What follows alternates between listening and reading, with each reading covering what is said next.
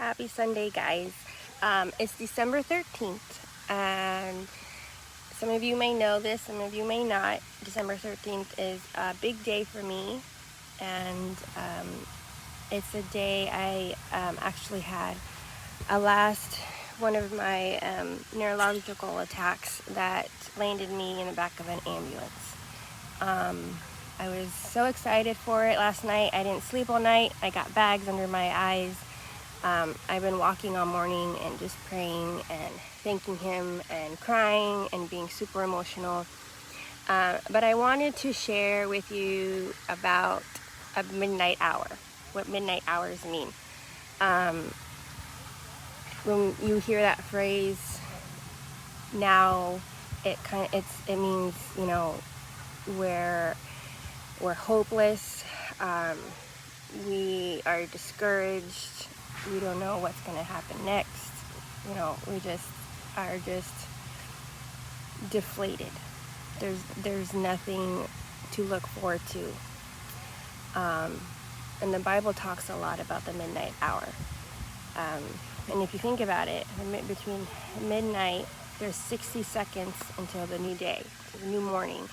Mercies are made new in the morning. The Bible talks about that in Psalm. So when you're in a midnight hour, what is that supposed to mean? I'm going to give you some context. So 2 years ago, I would say it was a midnight hour. I'll go back and I'll talk about that day. I was actually recording a video for church. It was the last day of shooting. We did it like 4 or 5 days, and it was my testimony of just how I was living and still finding joy and peace despite living with this chronic illness. So it was the last day. I was actually sitting on a bench waiting for my friend to pick me up because I had an attack that morning already and I couldn't drive. So as I was sitting there waiting, I started to feel like I was going to have another one of my attacks. And one of those attacks, the best way to describe it mimics a stroke. My hands started curling up. I started getting numbness in my arm. The right side of my face started drooping. My speech started getting slurry. Somebody walked past me, and I was trying to tell them to go find my husband because he was somewhere in the building. And finally, it was just to the point where I couldn't walk or anything, like somebody who was having a stroke. And this one came really fast and really sudden, so I knew this was going to be one of the big ones. I had quite about 5 of them prior to that. I would call them level 10s, and these are the ones where I actually would have to relearn how to walk, talk, swallow, use fine motor skills, all of that, because I didn't have a stroke as in a clot, but it affected my body like if I'd had a massive stroke. And man, I was mad. I was sitting there and I was just getting mad because a year prior to that, I had kind of made some changes. I changed my diet. A doctor I was seeing gave me some vitamins and some things I was deficient in, and I was getting better, actually. I had maybe 3 to 4 attacks a week, mild ones. I just have to wait for them to pass. And compared to having them 3 to 4 a day, this was it. I thought this was the healing that God had given me. It was just like, okay, I'm good with this. And for 6 years, I had these massive attacks every year. So every year I had to relearn how to walk. Every year I had to relearn how to talk, swallow. It takes weeks and months to be able to get to that and to recover from that. And I had made it, at this point, 10 months. So I had done these changes. I was like, okay, great. I think I'm good. I think this is what's going to happen. This is what's supposed to happen. So it's 10 months, and here I am sitting, and I feel like this is happening. I know this is happening. It's coming fast. And like this is another one. And it was kind of scary because when they were so severe like that, I wasn't sure if this is a real stroke or if it was one of my hemiplegic migraine attacks, because I was at a higher risk category for a stroke. So part of the way my friend got me to home, Alex got home And I was trying, in between my speech that I couldn't even speak, I was yelling at him not to call 911. I did not want to go to the hospital. I didn't want to do this again. I was mad. I was in denial. I was just like, I'm done. I'm not doing this again. Just let me go. This is it. I'm done. Obviously he didn't. I passed out. 911 came. I came to in the back of the ambulance because of the sirens. I could hear the sirens. It's like I could go back there already. It was 2 years ago.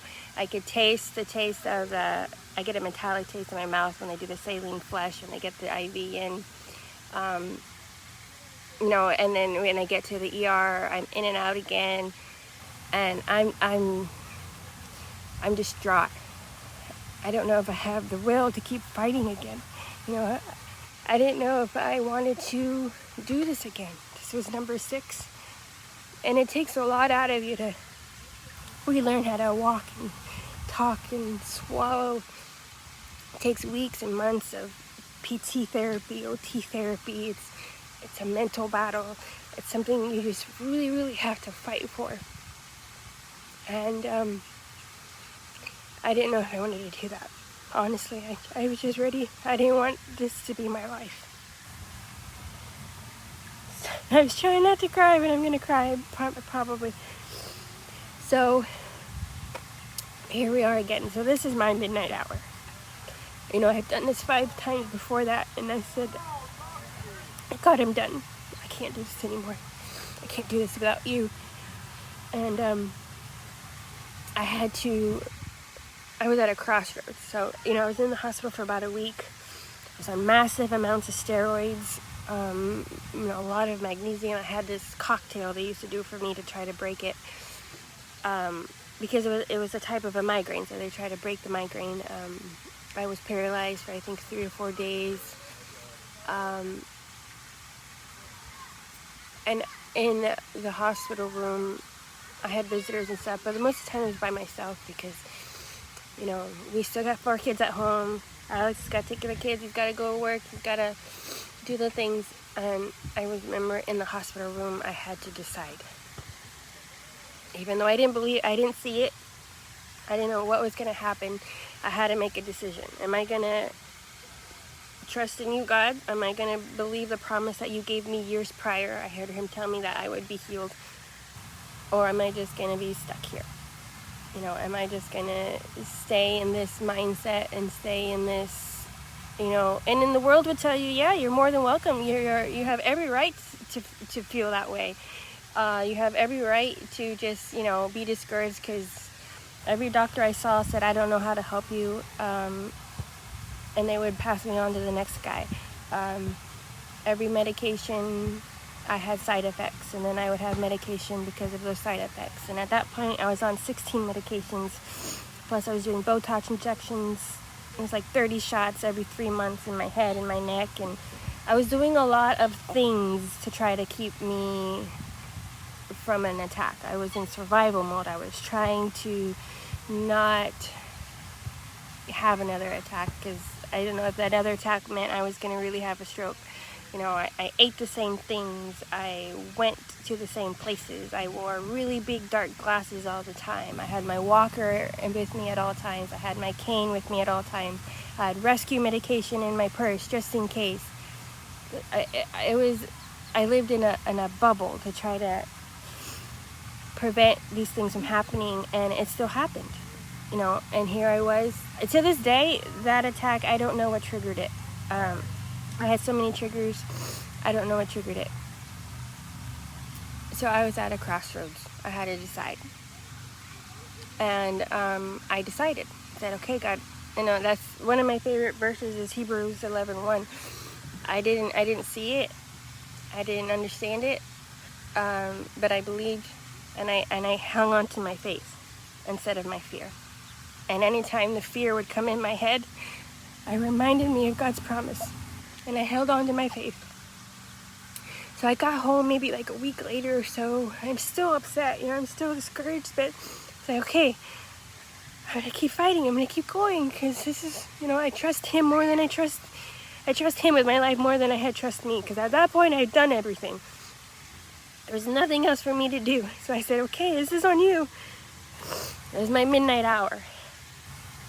And it's funny how, it took me 6 times to get to that point, honestly.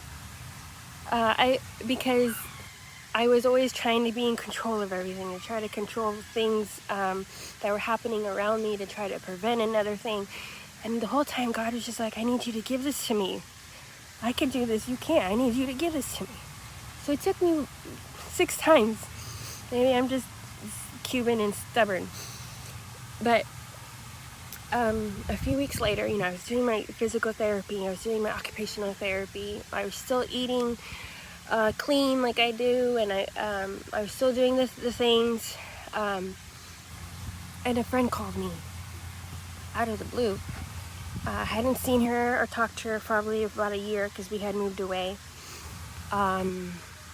and she said, God keeps telling me I need to talk to you. I was like, okay.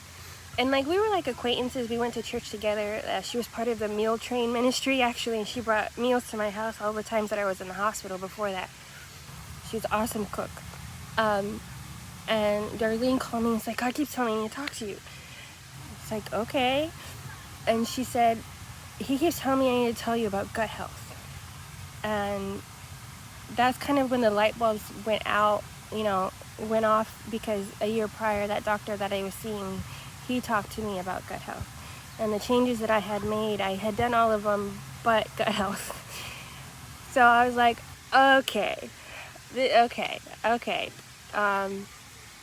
And, the rest is history. I started taking supplements for my gut, and God used that as a tool to heal my body. I still ate clean. I still did the things that I needed to do, but that was just really was the missing link.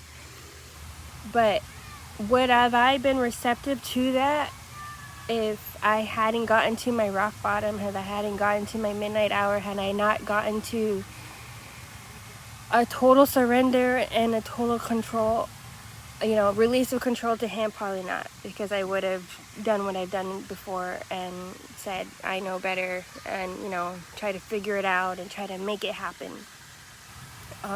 In the Bible, it talks about when Paul and Silas, they're in jail, and it's getting hard, or they've been in jail for a while, and they don't know what's going to happen next.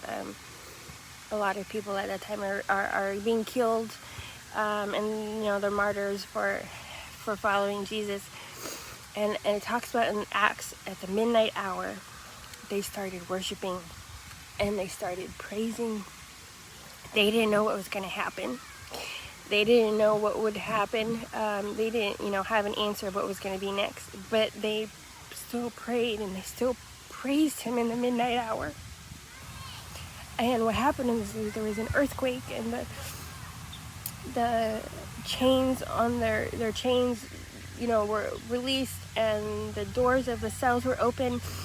And not only did it save them, but it saved all of the other people that were around them, in the jail as well. And the other prisoners saw them, and they heard them praising, and they heard them worshiping, and then they saw this, happen. A lot of the times, your midnight hour isn't just about you. I share my story, and I share my testimony because God gave it to me to try to help other people in their midnight hour, to give them hope, to praise and worship. A lot of the prayer that I pray a lot and is that you thank him for what you're believing in. Thank him for your healing. You may be in a hospital bed, but thank him anyways for your healing. Thank him, you might have a letter of repossession. Thank him for your car. Just thank him for everything that you're believing, because he's with you in that midnight hour. He's just waiting for you to praise him and to worship him and to believe him. So today I celebrate 2 years of that midnight hour, where God met me where I was at and changed my life. I don't have any of those issues anymore. He healed me of that disorder, and and just, a walking testimony of just him and his faithfulness. But I had to decide. If I was going to believe him. And that's what got me through. And that now, I have another story of healing.